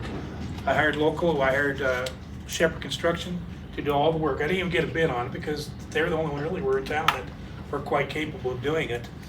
The windmill is another one. Sam's gonna have to help you out there. Sorry Okay. about that. Thank you. Does anyone want to use their 1-minute follow-up? Yes, Linda, and we'll come back. I just wanted to say we have an already established economic development zone down by the airport area. We need to advertise that a little bit more. There are things that are out there that are in the mill that a lot of people have not heard about that are going to be very exciting things. Amtrak is part of that infrastructure project, and the state has been talking about that. We also need to do more with digital marketing. Thank you. Thank you. Anyone else? Oh, sorry, Sam. I wanted to just touch on one other thing, and that's the windmill project. I know there's been people complaining about it because it's not the prettiest thing, but it is going to bring a lot of revenue into this town. I don't know if anyone realizes, once these structures get built, they have to maintain them year-round. That takes a lot of people. So that people is going to come into this town. Those people are going to live in this town. So we do have light at the end of the tunnel. It just has to get there. But just so people understand, it's a never-ending project out there, and it's going to get better. Yes, DeBar. One of the other problems that I've seen was that when I was on the council, I started the Latino Fest. That was a cultural, it wasn't a fiesta, it was a cultural thing, something like music in the park. We had an opportunity to get a grant from the Cultural Foundation for $10,000 every year. What happened to this community? It went down the tube. They fought it, they found ways around it, and I still think that that's something that's valuable. There's a lot of Latino population in the state of Wyoming. Thank you. Yes, Chris. Yeah, I just want to touch base on the retaining businesses. The one thing that we need to do is support local businesses here. I know a lot of people shop on Amazon, and I know that the government's at least helped out with the tax revenues off of that stuff in the past years now, because it used to be a tax-free type deal, shopping internet, and at least we were getting some kind of income off of the revenues there. But shop local, support your local businesses here, and that will bring in more people to open businesses here, because they'll feel that they're welcomed, they're wanted, and it'll be increasing of tax revenues at that pace. Thank you. Anyone else? Yes. So just speaking about people coming in, people would come in. To me, growing up on Southside, you had Davidson's Guns and Groceries. Wonderful, beautiful people. And I'll tell you, people were amazed when you heard guns and groceries. They would even go down there just to go see the store, because they couldn't believe that you sold groceries and guns in the same store. So, I don't know, that just brought back a memory I thought I had to speak on. Thank you. Anyone else? All right, our next question will be starting with Daryl. What steps will you take to help address citizen distrust for local government? Specifically, how would you or how do you communicate with the residents of your ward? And what is one specific issue regarding your ward that you would like to address? Can you repeat that one time? Sorry. That was a lot. Long one. What steps will you take to help address citizen distrust for local government? Specifically, how would you or how do you communicate with the residents of your ward? And what is one specific issue regarding your ward that you would like to address? Okay, thank you. I think the key thing that we've fallen away from is the transparency. The transparency we had 4 years ago was tremendous. You could see a positive light almost everywhere you went from everybody in the community. At the beginning, there was a little bit of mistrust and concern about transparency. By year 2, you've seen the complete opposite. You can see it in our the poll that was sent out. It was a big survey about, would you recommend Rawlins? And we seen I think it was anywhere between 15 and 25% increases in that. And then we've had the reverse. And I think a lot of that is how you address the citizens. How, when they come to a meeting, you want to be welcoming. You want them to feel comfortable when they're in there.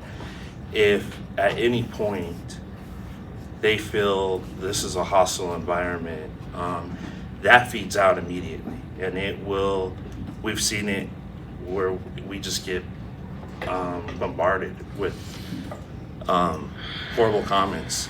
And, specifically talking to people, I like, if, people, they can call my cell phone, they can text.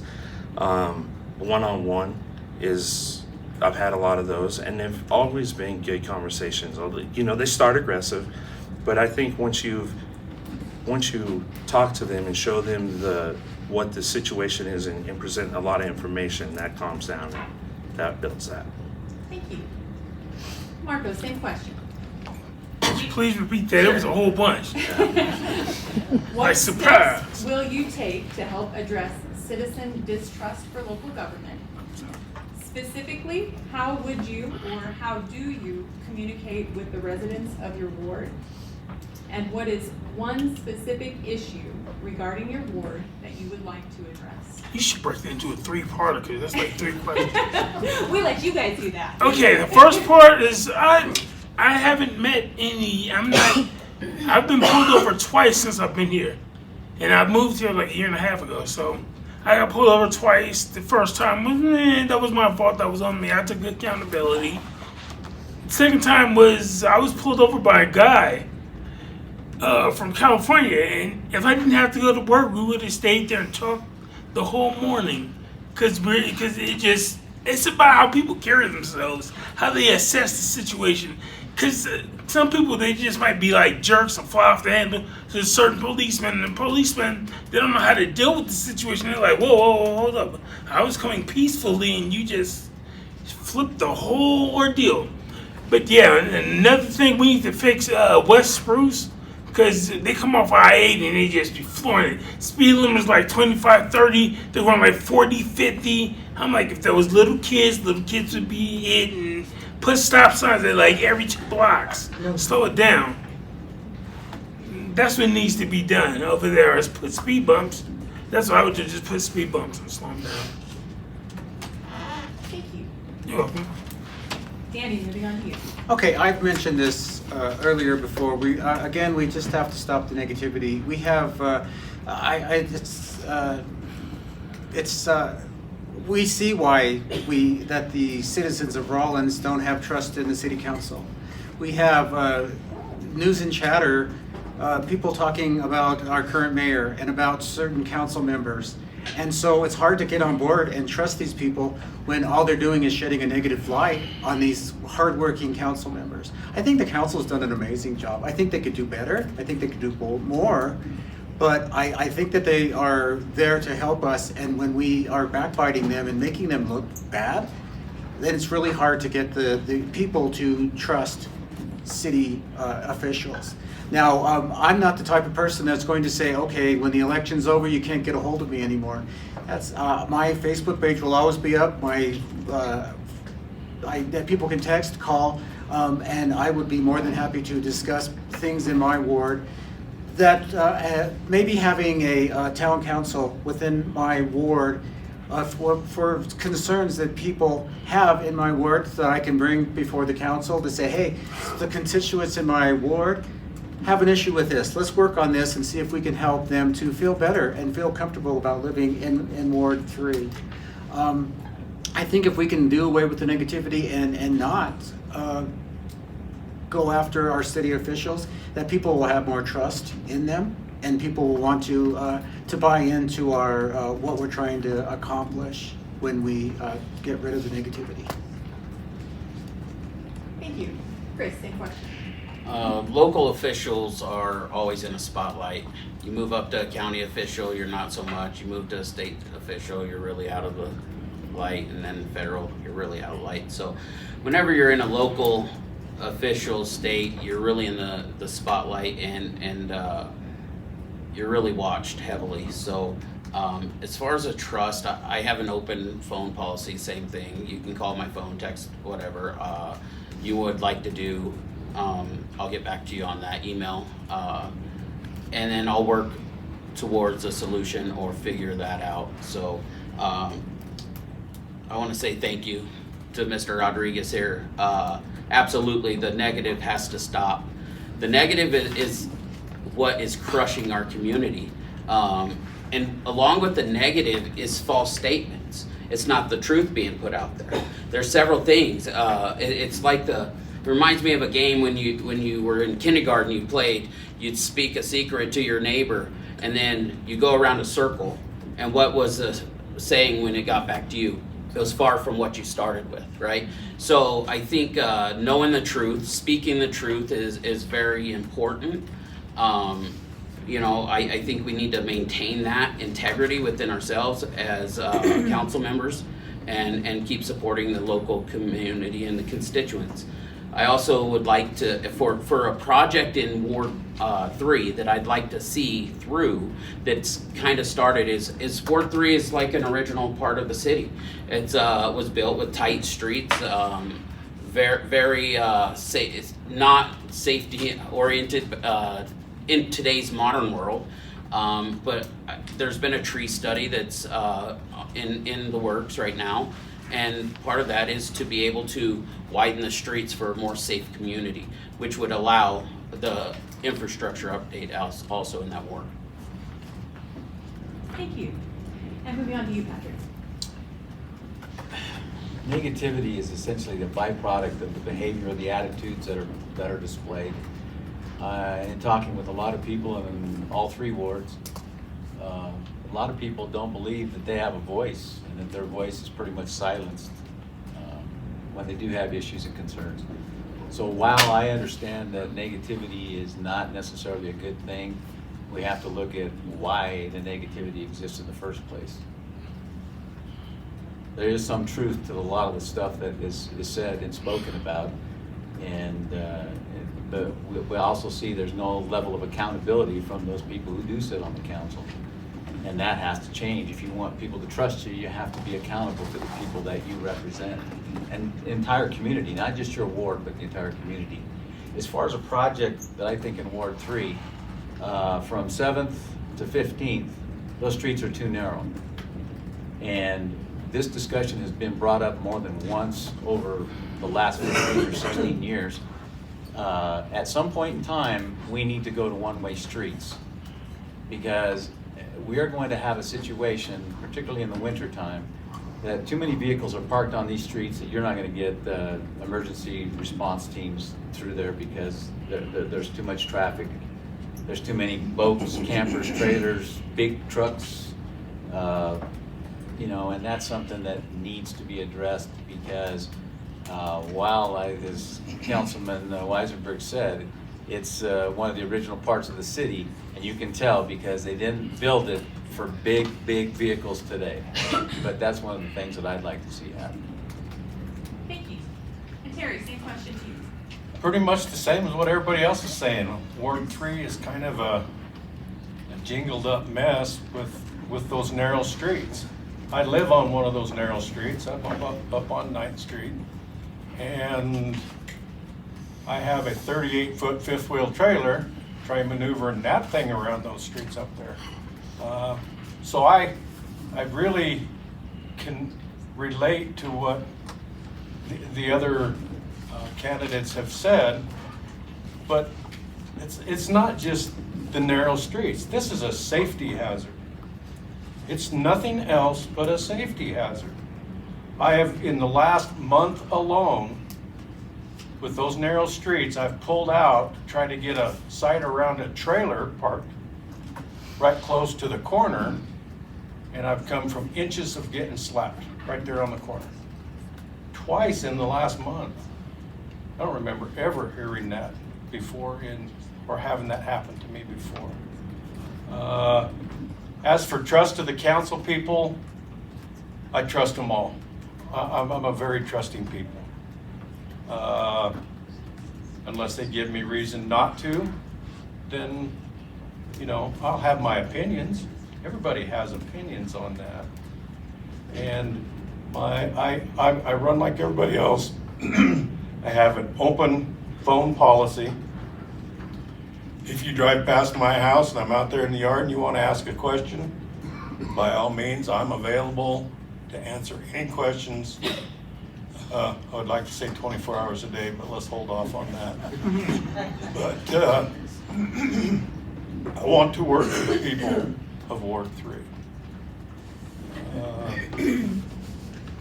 And that's the bottom line. Thank you. And Derek, on to you. So I would encourage people to go to city council meetings and county meetings. If not, listen to them on YouTube. They're put on YouTube for residents to listen to. I hear our current mayor asking for citizen participation, and many times when I'm watching it, nobody shows up. And the way he says it, he got a wonderful voice, and it's very welcoming. So I don't see anybody that would go to be intimidated at the city council meeting. We need to encourage our younger folks to go to the meetings. The word of mouth can spread either in a negative or a positive manner. Building the city up is in fact going to take a village. I speak with people at the store or uptown, cruising the streets. You can text me or Facebook message me. Ward 1 residents can also go to my new Facebook page called Rawlins, Wyoming City Council Ward 1. A project. I would like to take on this sidewalk commuting for our citizens. Some residents need to use a wheelchair or mobile wheelchair, a cane or walker, and this is very dangerous. That's it. Thank you. Davari, on to you. Let me see. I think that what I did as a council member was I gave the council 2 hours every day, 7 days a week. I'd go riding around up and down the street. If I seen somebody out working in their yard, I'd stop and visit with them, find out what their problems are. I think the negative stuff is a very small amount. If you get on Facebook, yeah, you're gonna find all the negative stuff you ever want. But most of the time, the people that I've talked to and dealt with, I think they're fine. Thank you. And Stan, on to you. Okay, let's start with citizen distrust. First of all, I have total faith in city council and the city government. I think a lot of things they're misinformed by a lot of people in this town, and people take it for granted and they feed on that. You know, instead of actually knowing the truth, I think you need to find the truth. Sit in the city council meetings, help them. You know, it's a two-way street. We voted these people in. We need to support them. We're not going to agree with everything, but we need to support them whether they're right or wrong. And you're going to come out. You know, I've always learned to deal with a lot of staff that kindness always kills wrath. Anything that makes it matter sometimes, but eventually it's a respect. I think you need to respect the position. You may not like the person, but respect the position and what they're doing. And for me in Ward 2, I would love to listen to the people. I love where I live. I love Rawlins. I'm from Laramie. Laramie's a nice community, but you know what? The people in Rawlins are so much nicer. They're easy to talk to. They wave to you. You don't have that in Laramie. I attribute that to the college and Wow Tech, but anyhow. And there's a statement that's made by JFK. I'm just going to paraphrase it. You know, he said, "Ask not what the country can do for you, but what can you do for the country." It's not what the city can do for us. What can we do to help them? It's a two-way street, you know, and I'm here to help that. My biggest concern where I am at in Ward 2 is we have a tremendous street problem, and I'm talking the street where the kids are on. Harshman is really bad in Murray, that area there. It goes straight up to the schools, goes straight up to the rec center, and it's terrible. And one other thing I've noticed that we don't happen anymore is the striping on the streets to divide the lanes. There's a lot of times you'd be driving down the street and somebody driving down the middle of the street instead of on their side, your side. We used to have striping all the time. We don't anymore. But I would really love to hear the people in Ward 2. Thank you. And Linda, on to you. Thank you. In previous years, and yeah, we're going back a little bit, but we had tremendous success from community development when we invited the citizens to help us with issues. And it was always issues, not personalities, but like housing, affordable housing.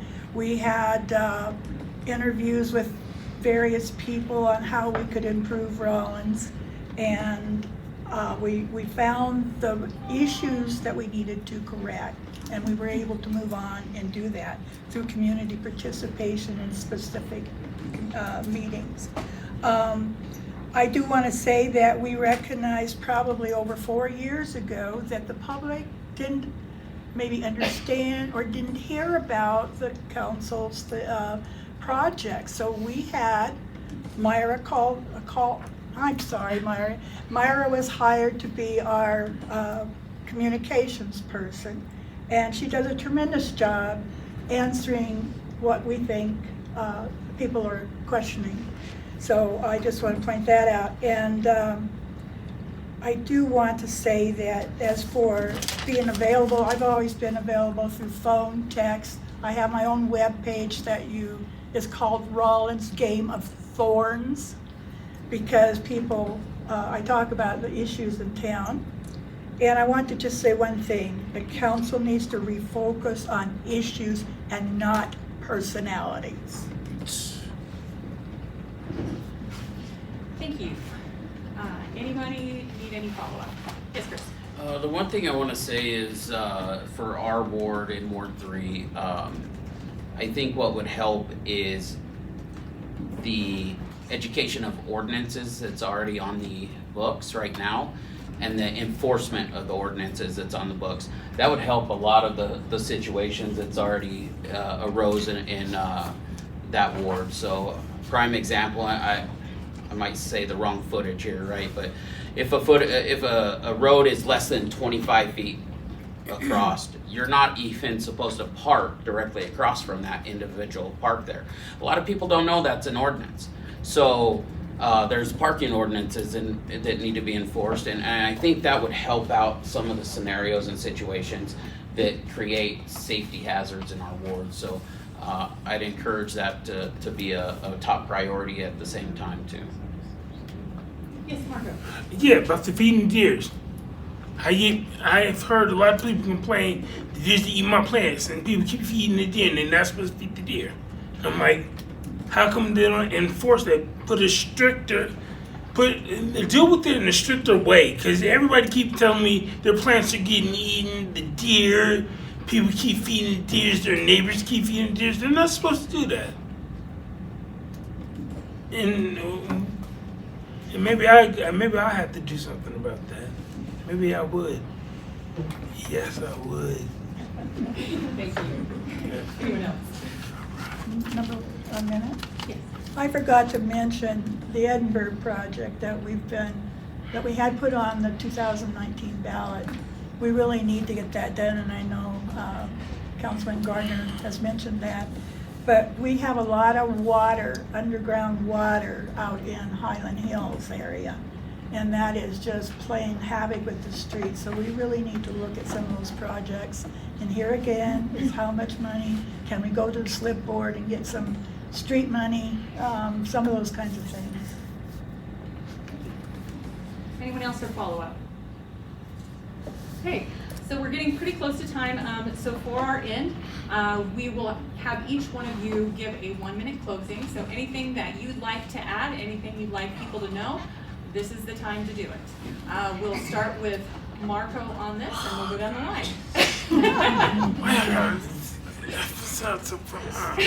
Okay, yeah. I don't know, but just tell you, I'm the new guy. I moved here from California. I don't plan to leave. I plan to sit down right here. I've been here for a year and a half. I like it, so I was like, I was supposed to move to Casper, but I was like, you know what? I like it here, so I'm gonna stay here. So I just plan to stay here and give y'all my best. And this whole thing, this whole city council thing, I could do it, and yeah. And I started the airplane thing with the thing. You go. I saw you. You go. All right. So that's me, and that's just me. All right, Danny, on to you. Well, it's a tough act to follow. Eat, drink, and be merry, for tomorrow we may not have an abundance of water. I'm a water guy. I'll always be a water guy. I still have my level 4 certification and my level 2 wastewater certification. I earned those things, and I'm going to keep them. Being in the water industry, we've had times where we had an abundance of water, and then 2 years later, we have nothing. We have to be able to look at those times and fire up that pretreatment plant that we have. Be ready to fire that thing up when we need to fire it up. Because there are times where we're not going to have an abundance. We're going to be sucking air, trying to get water out of a pipeline that's not there. And thank goodness we have a basin where sometimes we get a lot of snow, and other times we don't get any, hardly any at all. So we just got to be prepared for those things, and that's it. Thank you. Chris. Just say thank you for electing me as your Ward 3 representative currently. I believe I do my due diligence in studying and working hard for the citizens of not only Ward 3, but the city of Rawlins itself. So I'd appreciate your vote on August 20th. And I'd like to continue working with the current staff and for the citizens of our ward. Thank you. Patrick. Really, the only thing I want to say is we as a community, leadership, residents, stop being so fearful of change and growth. I think that's been a Achilles heel of this community for the last 45 years. Everybody's afraid of seeing growth and expansion. We've seen projects that have pretty much gone by the wayside because they didn't want them here for whatever reason. And other communities have reaped the benefits of tax revenue and everything else. So it's just embrace change, embrace growth, embrace development. Bless you. Terry. I guess I'm gonna go down a different avenue than everybody else did. We gotta respect our people from our town, everybody. Some of them are opinionated, some of them are not. This is probably one of the first times people have ever heard me publicly. I didn't have a lot of public life. I didn't want it. And now that I'm retired, I got lots of time. So I want to be able to serve my community and the great people that live here. Thank you. Darren. Encourage your younger folks in town to vote, and people that are currently not voting or feel like they don't have a voice in it, encourage them to vote because it is their future. Voting for me would not be voting for myself, Derek Elliott. It would be voting for the people of Ward 1. So whatever their opinions are or whatever they bring to me is what I would take to the city council, and I would fight for what they're wanting. And that's all I have. Thank you. Thank you. Mari. I guess if I had to say anything, I enjoy being on the city council. I enjoyed working with people. I learned a lot in 40 years. I understand that it takes another 6 people to get anything done. You can bring up anything you like and make changes, but you don't get it unless you have 6 people behind you. I think that I would continue doing the same thing that I've did for 40 years, and that's why they voted me back. Thank you. Thank you. Stanley. I just want to take the time to thank Rawlins and the college here for letting us be here to this forum. For Ward 2, I'm here to listen. I'm here to try to accomplish and do. If I'm voted in, I guarantee you have me around the clock. I have nothing else to do. I'm retired. So I'm here for your needs. And together, we need to work together to make Rawlins proud. Thank you. Thank you. Linda. Stanley stole my thunder. I'm sorry. What I wanted to say is that also thank you to the college. Doug and I raised our children here. They graduated from Rawlins High School, and we're very proud of that. And they had some marvelous teachers. I love this community. I've always wanted to do things that can be beneficial to others. I've had to make hard decisions that sometimes I don't like, but I did. So I stand on my principles, I speak out, and I will ask for your vote on August 20th. Thank you. Thank you. Daryl. I'd like to thank everybody for coming out tonight and the ones viewing online. And everybody who's running. I think it's a wonderful thing to see all these people up here wanting to help the community. It's usually there's 2 per ward, and this year we have a lot, and it's great. I appreciate everybody putting in the time and trying to help, and I wish everybody the best of luck. Thank you. And again, we just want to say thank you to all of the candidates for being here, as well as the audience here and online. We appreciate hosting these things, and so we really appreciate everyone's participation. Remember, knowledge is power. We encourage you to use that power and vote in the next election. Thank you all for coming, and have a great evening.